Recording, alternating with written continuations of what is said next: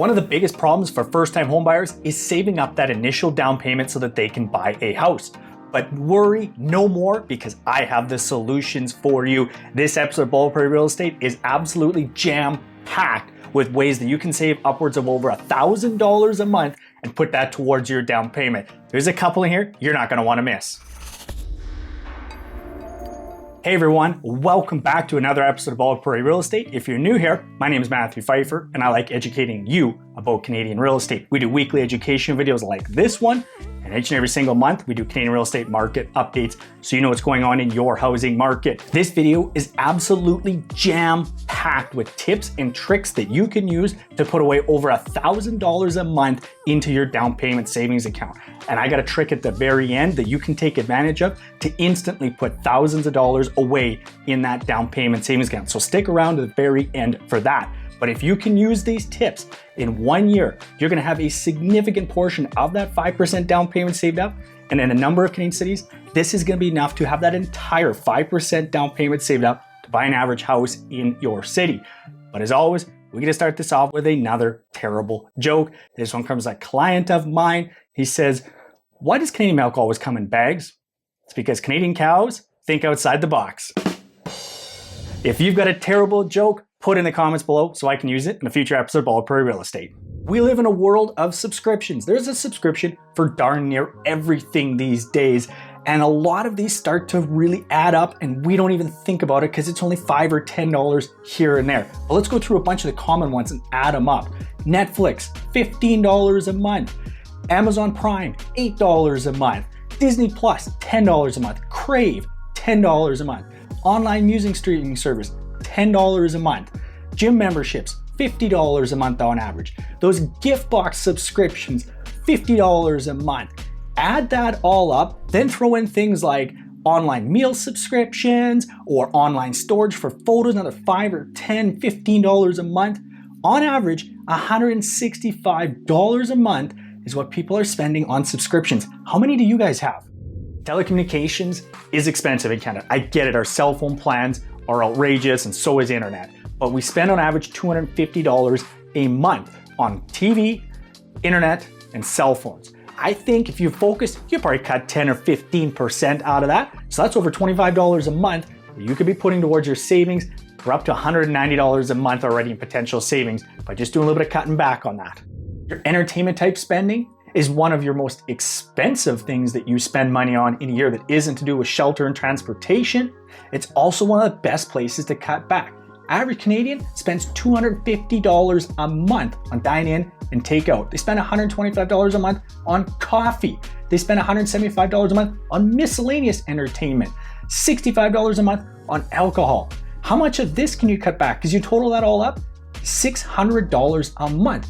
Add that to what we've already got, you're over $800 a month in potential savings that you could be putting towards your down payment. Canadians on average carry $20,000 in consumer debt. So credit cards, lines of credit, those types of things. Depending what the interest rates are, you're paying $100 to $400 a month to service that debt. That's $100 to $400 a month that you can't use to put towards your down payment.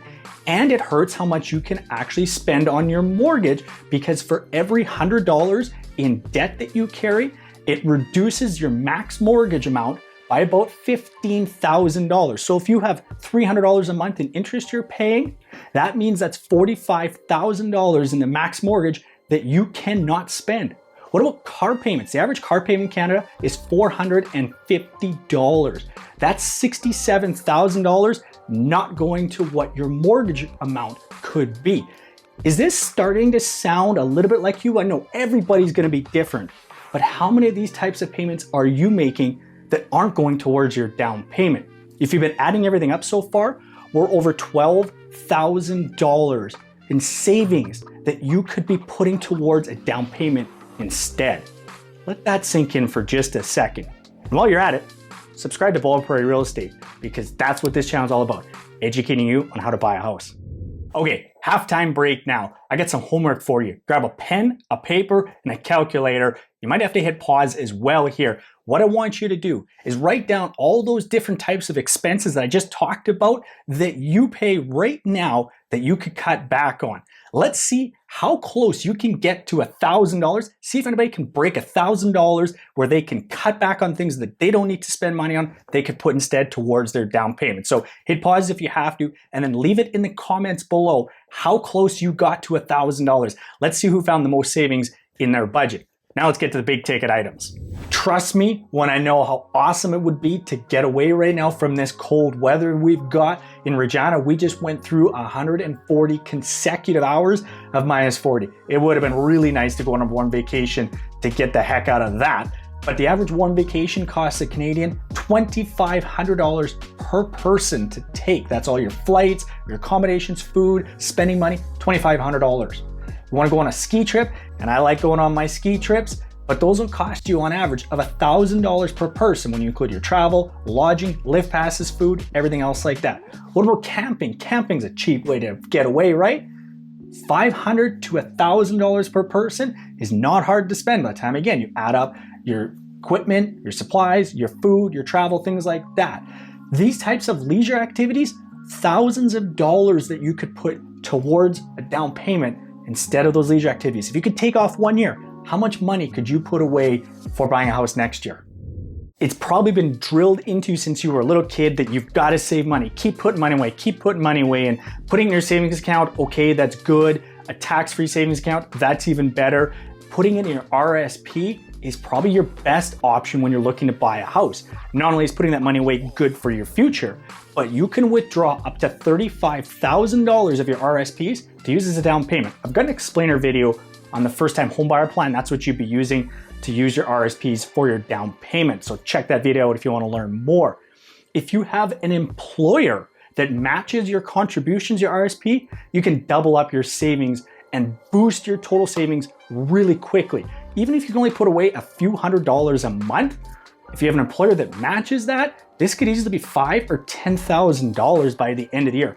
How much would that help you towards buying a house? So RSPs are a fantastic way to supercharge your savings. Okay, so let's add everything up and see where we get to. Of course, what your expenses and all those subscriptions and entertainment costs is very dependent on your personal situation, but there's over $9,000 in savings from that. Reducing debt, the average Canadian has $20,000 in debt. There's $3,000 to $5,000 in savings in a year right there, and it's gonna allow you to spend more on a home because you're no longer carrying that debt. That's a win-win.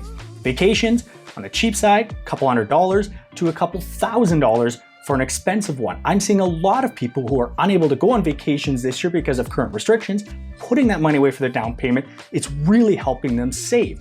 And RSPs are a fantastic way to supercharge your savings, especially if you have an employer that will match your contributions.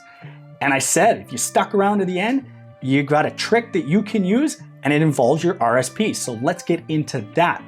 When you put money away from your RSPs and you do your taxes, there is a tax rebate available to that. So if you're able to put away some money and have your employer match that, depending what your income levels are and your tax brackets are and where you live, there's a rebate that could be thousands of dollars. For example, if you're able to put away about $10,000 a year, whether it's you putting the entire $10,000 away or 50-50 with your employer, depending what your income is and where you live in Canada, there's probably about $3,000 or $4,000 in a tax rebate that you can then take out and re-put that back into your RSPs. So instead of the $10,000, you have $13,000 or $14,000 right there that you can withdraw to use for your down payment. Would that help? I think it sure would.